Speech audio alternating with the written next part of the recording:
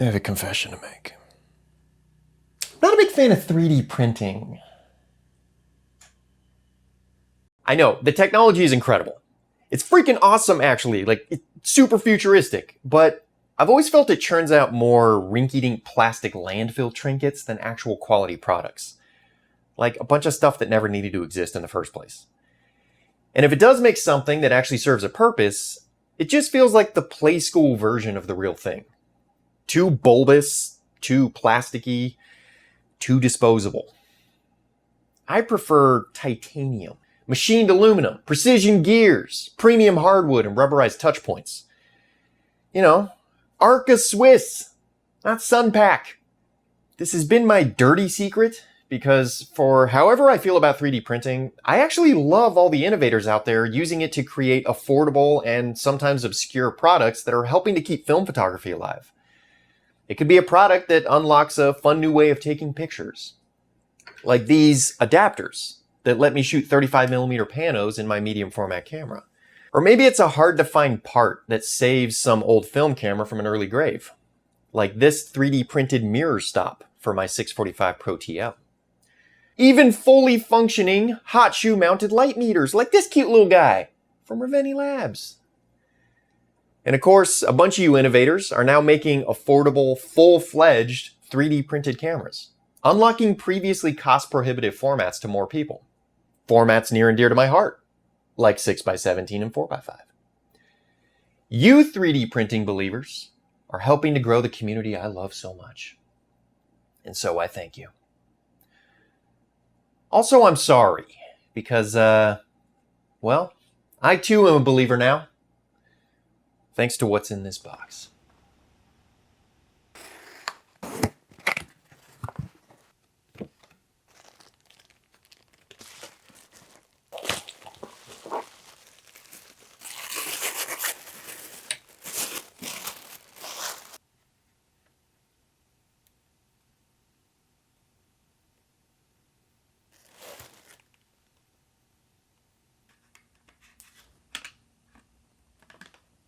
This is the Pangolin Gears TFC617 Reflex Viewer.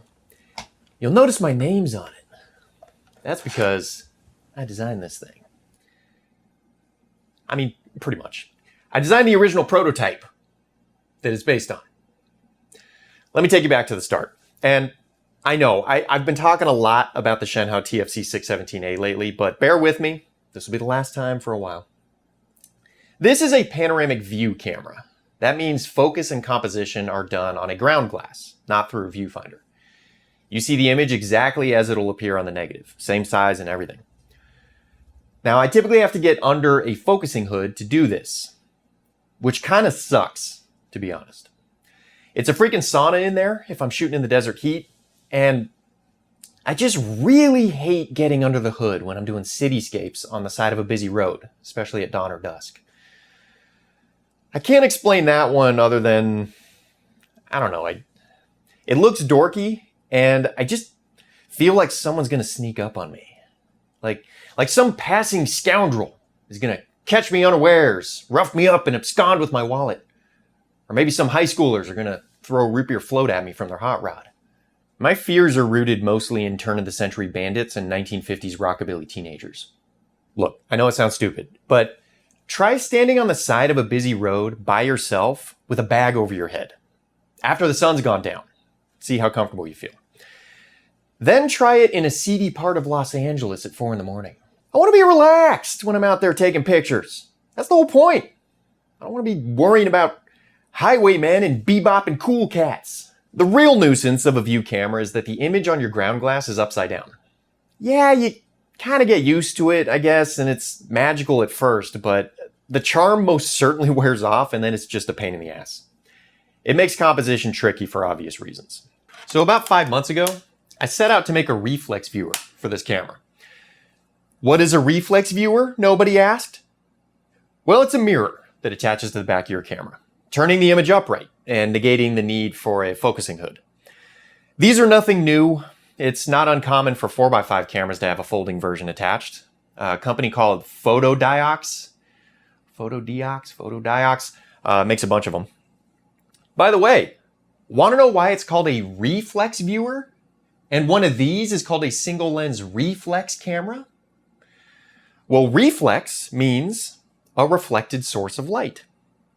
It's kind of an old definition. We don't really use it that way anymore outside of cameras, but that's what it means. So, got a mirror in there reflecting light? It's a reflex mechanism. Neat. Now, I'll spare you the details of my custom-made reflex viewer, but it's made primarily of polystyrene sheets, superglue, tape, and miscellaneous craft store trinkets. It ended up taking way longer to make than I planned on, but after dumping more hours into this thing than any reasonable man would have, the result was a little disappointing. Yeah, it works exactly as intended, but it just feels like it's gonna break if I breathe on it wrong. It feels like what it is. Homemade from a bunch of craft store doodads. In a word, rinky-dink. Enter Pangolin Gears and the TFC617 Reflex Viewer. This is the professional grade version of my prototype. More rugged, more refined, more functional, and yes, now available for purchase. It's part of my get-rich-slow scheme, in the words of Mitch Hedberg. I know the vast majority of people watching this video have no interest in this product, and that's fine. But there's a connection here with photography as a whole that I hope all you photographers will appreciate. This entire process of bringing this thing to production has made me realize that 3D printing is a lot like photography. Like, we all know, it doesn't matter how good the camera is. It doesn't mean what's coming out of it's going to be any good. Get the latest state-of-the-art digital camera if you want. You may get more megapixels or better dynamic range, but it won't make a damn difference in what matters. Composition, message, artistry, soul. So, I get it now. 3D printing is no different than any other technology, like cameras themselves. In the wrong hands, you'll just get shit photos and play school trinkets. But in the right hands, it can bring incredible things to the world. This is an example of 3D printing in the right hands. The man attached to those hands, or the hands to the man to which those hands are attached, is Darak. He's the man behind Pangolin Gears. He's clearly a very talented hardware engineer and happens to be a fellow TFC617A photographer. The plastic parts on this are, of course, 3D printed, but it's no play school toddler's toy. There's also metal reinforced hinges that had to be carefully drilled out by hand, springs that pop the viewing hood into place, magnets that hold it securely closed, a laser-etched logo, handsome textures, and most important of all, a high-clarity first surface mirror. This is different than any regular mirror, and was a necessity before I was willing to put my name on this thing. Any normal mirror would have ghosting and double image problems in the viewer. This doesn't. The image is crystal clear. The viewing hood even has two positions, exactly like my prototype. One provides better shading, while the other opens up the angle of view for fine-tuning focus. By the way, how do we focus? Because you obviously can't use a loupe anymore. Simple. A magnifying glass. And each order comes with the exact one I use. It works surprisingly well compared to a loupe. I actually prefer it over a loupe now. Darak painstakingly prints and assembles each of these units by hand in his off hours. I can't tell you how many middle-of-the-night texts he sent me with updates on production progress. It's very labor-intensive to build this thing. I mean, just think about having to drill out all those hinges. This is a truly handmade in the USA, not homemade, specialty product. And it sure as shit ain't rinky-dink. Now, I've been using this thing out in the field a lot lately, shooting my usual Greg recruits and ripoffs. And I gotta say, dudes, it is so much better than getting under the dark cloth. Like, even if we don't sell a single unit, I'm just stoked to have it for myself because I'm selfish like that. We're offering two versions of this reflex viewer, a standard version that can handle temperatures up to 140 degrees Fahrenheit, and an HT version for those of you that want to leave it in a hot car. That one can handle up to 300 degrees. Links in the description if you want to order one of these bad boys. It's all through Etsy, and Darak's handling production and shipping. He's got a small stockpile of these ready to ship, but those are probably going to sell quick and then it'll be longer lead times.